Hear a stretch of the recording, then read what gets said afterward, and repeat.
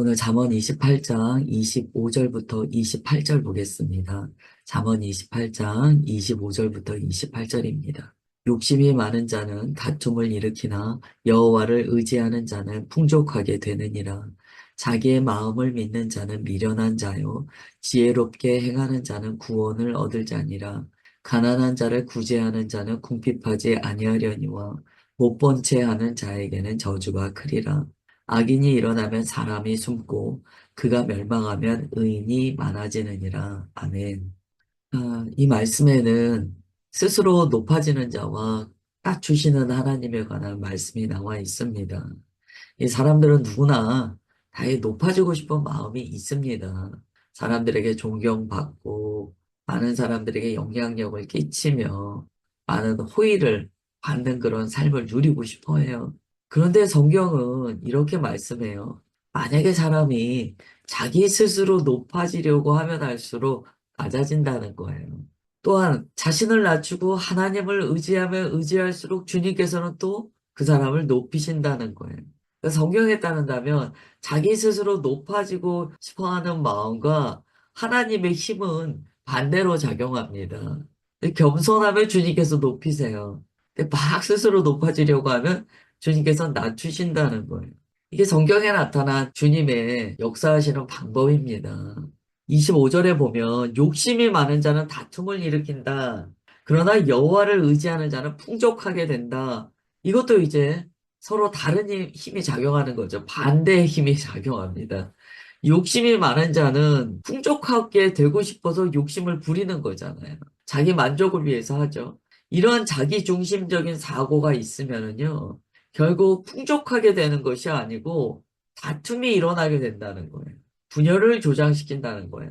그러나 나의 자기중심적인 사고를 꺾고 하나님께 순복하여 하나님만을 의지하는 사람은요, 자기 뜻을 버렸잖아요. 그런데 주님께서 이 사람을 풍족하게 하신다는 거예요. 여기에는 물질적인 풍족 의미보다는 어떤 샬롬, 안정감, 삶의 선한 열매 등을 의미합니다. 이러한 것들이 맺힌다는 거예요. 결국 사람과 사람 사이의 다툼은요, 자기중심적 사고에서 나온다라고 주님께서 말씀하세요. 이 자기중심적 사고를 꺾지 않으면 하나님께서는 그 사람에게 하나님께서 예비하신 만족과 평강, 샬롬의 열매들 이러한 것들을 주지 못하신다는 거예요. 누가 먼저 자기중심성을 내려놓는가가 하나님께서 보시는 기준이 됩니다. 내가 저를 사용할 수 있겠구나. 내가 저를 내 나라를 위하여 도구로 쓸 수 있겠구나. 라는 생각을 하시는 기준이 된다는 거예요. 그래서 자기중심성을 내려놔야 됩니다. 그 다음에 26절이에요. 자기의 마음을 믿는 자는 미련한 자요. 비슷한 말씀이죠. 지혜롭게 행하는 자는 구원을 얻을 자니라. 자기 마음을 믿는 자와 지혜롭게 행하는 자가 대조되어서 나타났어요. 뭔가 연결되어 있다는 거예요. 자기 마음을 믿는 것과 지혜롭게 행하는 자는 대척점에 놓여 있다는 거예요. 여러분, 누가 자기 마음을 믿습니까? 이거 자기 확신이라고 그래, 자기 확신. 25절을 심리학적인 용어로 하면 자기 중심 편향이라고 합니다. 자기 위주 편향, 이런 말 써요. 자기 중심성에 빠져 있는 게 25절에 관한 말씀이에요. 26절은 확신 편향이라고 합니다. 자기 생각이 딱 맞다고 생각하는 거예요. 내 말이 맞다. 자기 확신이 강하면 강할수록 주님께서 뭐라고 말씀하시냐면 너는 미련한 자다라고 말씀하세요. 우리의 생각과 하나님의 생각이 다르다는 것이 아주 여실히 증명됩니다. 내가 맞아라고 막 그렇게 외치는 사람은 결국 주님께서 보실 때 너 참 미련하다. 어떻게 너 마음을 믿니? 너의 본성 안에 온전한 기준이 있느냐? 얼마나 인생이 변덕스러우냐? 얼마나 인생이 연약하냐? 너의 마음은 너 스스로도 속이는데 어떻게 너의 마음을 믿느냐? 너는 참 미련하다. 라고 말씀하세요. 예레미야 17장 9절에 보면 만물보다 거짓되고 심하게 부패한 것이 사람의 마음이다라고 가르쳐 주십니다. 그러니까 우리는요, 내 마음을 기준으로 살아서는 안 돼요. 다시 말씀드릴게요. 예레미야 17장 9절에 따르면 하나님께서 정말 마음을 모든 것보다 거짓되고 부패한 것이 사람 마음이다라고 정의하셨어요. 우리는 내 마음을 믿으면 안 돼요. 그래서 확신 편향이 그래서 문제가 됩니다. 내가 믿는 게 확실하다는 거예요. 아니에요. 그리스도인은 자기 마음을 믿는 사람들이 아니에요. 우리는 주님의 말씀을 믿는 사람들이에요. 참 심한 오류에 빠지는 경우가 많습니다. 주님께서 말씀하시는 것이 기준이 돼야지 내 마음이 기준되면 우리는 반드시 망해요. 26절. 지혜롭게 행하는 자는 구원을 얻는다. 그러면 여기에서 지혜는 어떤 지혜입니까? 자기 마음을 믿지 않는 지혜예요. 하나님의 말씀을 믿는 지혜예요. 주께서 내게 무엇라 말씀하시는가라는 것에 늘 유의하는 사람은 지혜가 있어요. 그 사람은 구원을 얻는다는 거예요. 참 이게 묘하게 이게 우리가 이제 그 어제 계속 이제 맞닥뜨리는 어떤 내용들 기사의 내용과 지금 말씀이 너무 맞아서 제가 묵상하다가 깜짝 놀랐어요. 자기 중심성과 확신 편향으로부터 벗어나야 됩니다. 그리고 주님께서 내게 무엇라 말씀하시는가에 유념할 수 있는 지혜가 서로에게 부어져야 돼요. 27절입니다. 가난한 자를 구제하는 자는 궁핍하지 아니하려니와 못 본 채 하는 자에게는 저주가 크리라. 여기에서의 문제는요, 가난한 자를 구제하는 것과 대척점이 있는 게 가난한 자를 못 본 채 하는 자예요.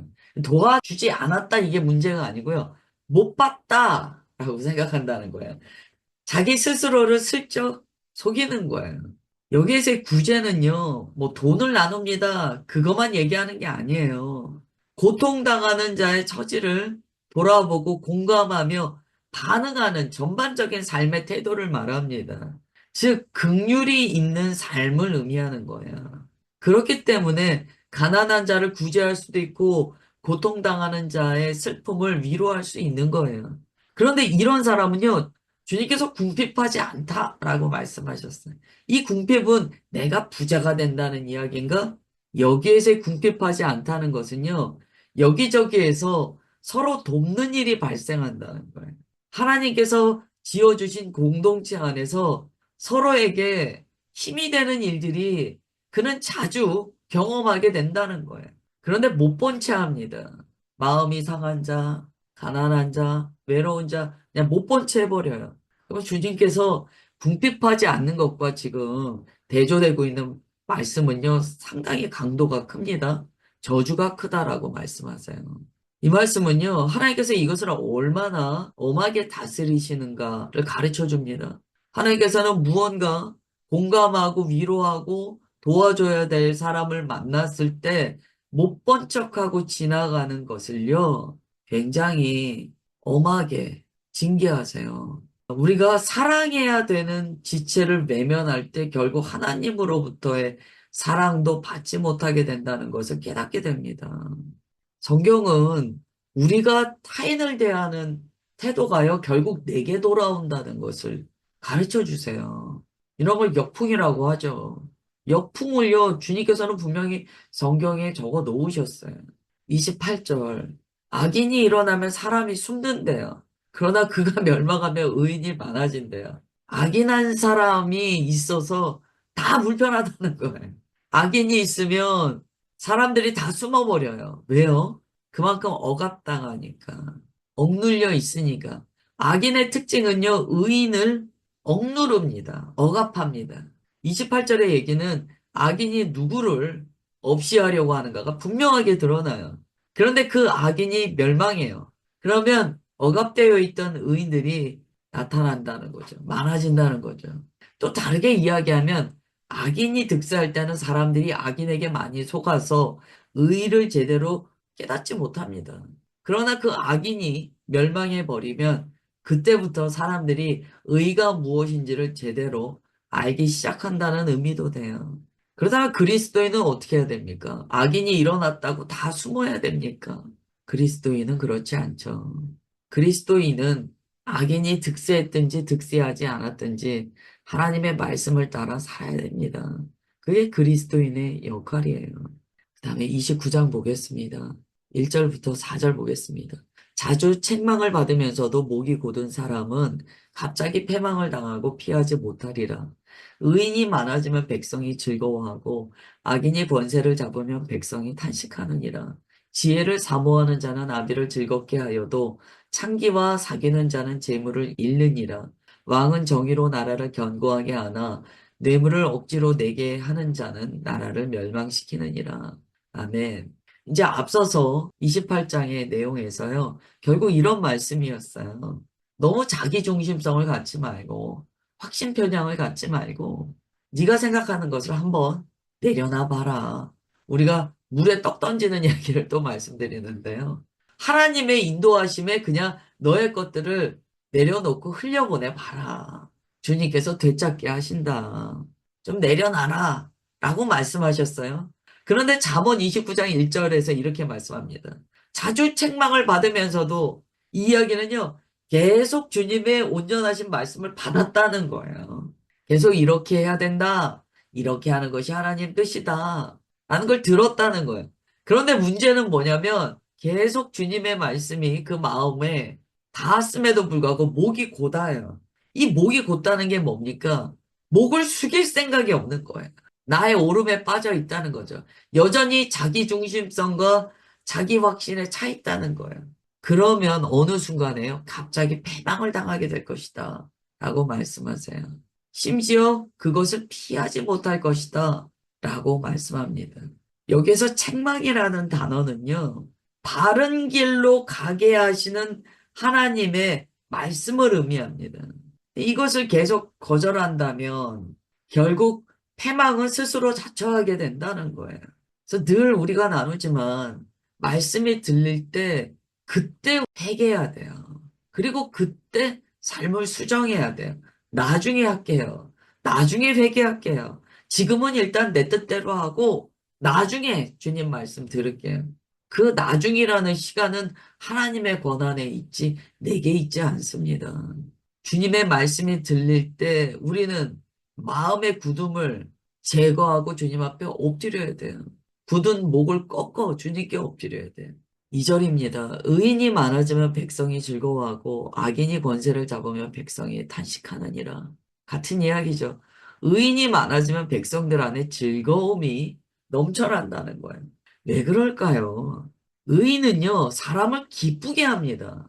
이 의인은요, 세상의 도덕을 잘 지켰다는 얘기가 아닙니다. 하나님의 뜻에 순종하여 말씀의 길을 걷는 것이 의인이에요. 하나님의 말씀이 우리 가운데 성취되면은요, 공동체 안에 기쁨이 넘쳐나게 된다는 거예요. 그러나 반대로요, 하나님의 말씀에 순종하지 않는 악인이 권세를 잡으면은요, 백성들 안에 계속 탄식이 일어납니다. 탄식. 이걸 어떻게 우리가 복음적으로 적용할 수 있을까요? 하나님께 순종한 한 사람의 신실함이요. 공동체 전체에게 축복이 된다는 거예요. 그리고 공동체 안에 그 사람으로 말미암아 기쁨이 넘친다는 거예요. 아, 저 사람이 저렇게 하나님의 뜻을 잘 행하니까 우리가 마음이 너무 기뻐, 즐거워. 그러한 공동체 전체의 샬롬이 넘쳐난다는 거예요. 그런데 반대로요. 지도자가 악하잖아요. 그러면 공동체 전체는 신음하게 됩니다. 마음이 고통스럽고 늘 불안불안하고 슬퍼요.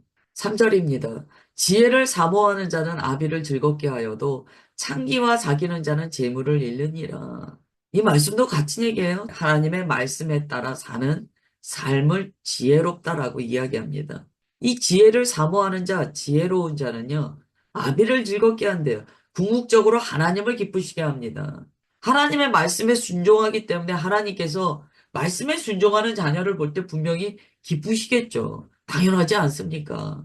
육신의 아비도 그럴진데 하나님의 아버지는 어떠시겠어요? 얼마나 기쁘시겠습니까? 그런데 창기와 사깁니다. 이것은 하나님의 말씀을 저버리는 불의한 삶을 의미해요. 음행하는 삶이에요. 이러한 삶을 살면 재물을 잃는다라고 해요. 이걸 복음적으로 해석할 때 이 재물은 뭐가 될까요?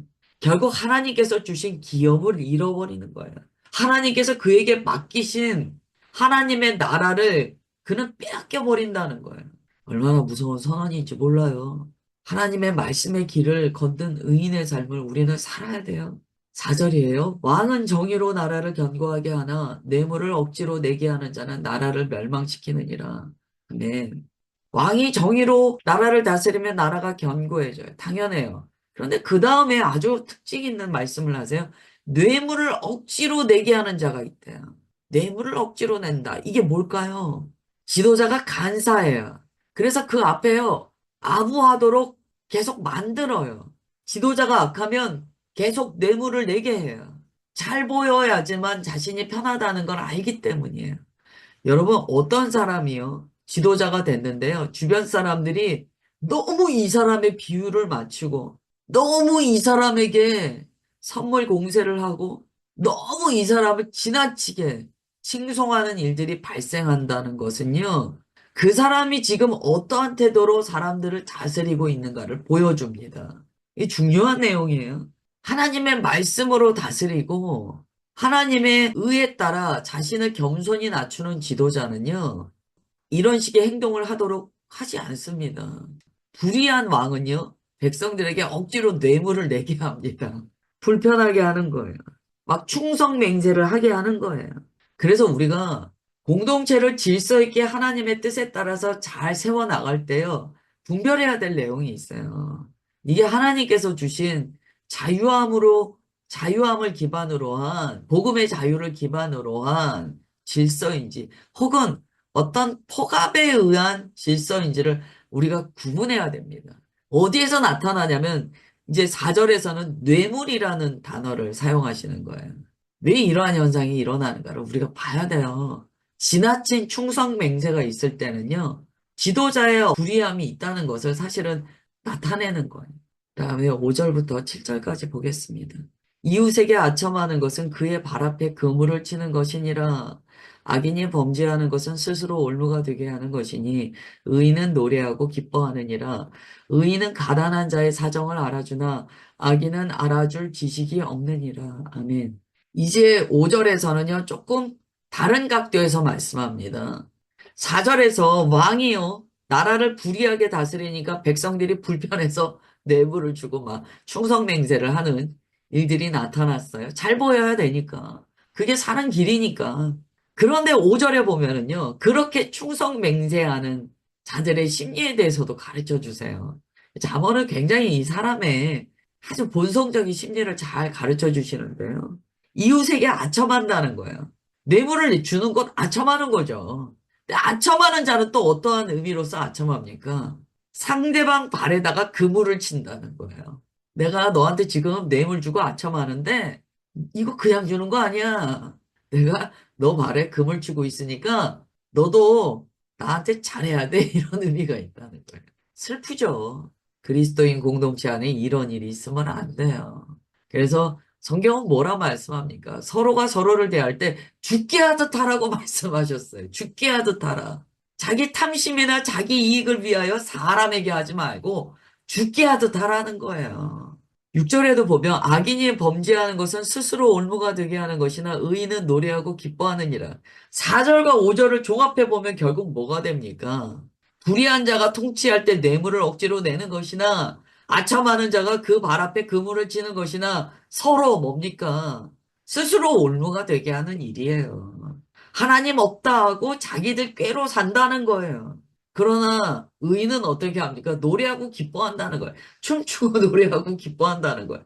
주 안에서 걸릴 게 뭐가 있습니까? 자유한데. 7절. 의인은 가난한 자의 사정을 알아주나 악인은 알아줄 지식이 없느니라. 의인은요, 관점이 달라요. 내 주변 사람들을요, 바라볼 수 있는 이 관점의 너비가 달라요. 그래서 주변에 어떤 일이 있으면, 아, 그 사람의 사정을 당연히 알아줄 수 있는 공감력이 있다는 거예요. 그런데 악인은요, 알아줄 감정이 없는 게 아니고 지식이 없다라고 이야기합니다. 하나님의 말씀이 없으면은요, 우리의 감정도 왜곡되고, 이 관점도 왜곡돼요. 그래서 사람을 대하여 공감해 줄 능력이 없다는 거예요. 우리가 주의 말씀에 엎드려 겸손히 주님의 말씀에 순종하며 주의 말씀을 우리의 마음에 새기면은요, 우리 안에 일어나는 현상 중에 하나가요, 관점의 확장입니다. 그래서 그 지식은요, 감정도 치유하기 때문에 우리가 다른 사람을 볼 때 충분히 공감할 수 있는 능력도 얻게 돼요. 오늘 7절까지 보겠습니다. 기도하겠습니다. 하나님, 오늘도 주님의 말씀으로 우리의 삶에 많은 것들을 지혜로서 바라보게 되었습니다. 하나님의 자녀들은 자기 중심성과 자기 확신으로부터 끊어져야 된다는 것을 깨닫습니다. 우리는 오직 주의 말씀을 따르는 자요. 말씀만을 기뻐하는 자들이라고 고백합니다. 우리 안에 나의 옳음과 내 생각의 확신과 내가 중심된 마음이 있다면 이 시간 끊어지게 하시고 오직 주의 말씀을 따라 사는 의인 되게 하옵소서. 그러함으로 참된 자유로 기뻐하며 주님께 예배드릴 수 있는 우리가 되게 하옵소서. 오늘 말씀 우리의 삶 가운데 기억나게 하시고 말씀을 따라 세밀하게 살아낼 수 있도록 주님 우리의 삶을 통치하시고 간섭하여 주옵소서. 그렇게 역사하여 주시는 것 감사드리오며 사랑하는 주 예수님의 이름으로 기도드리옵나이다. 아멘.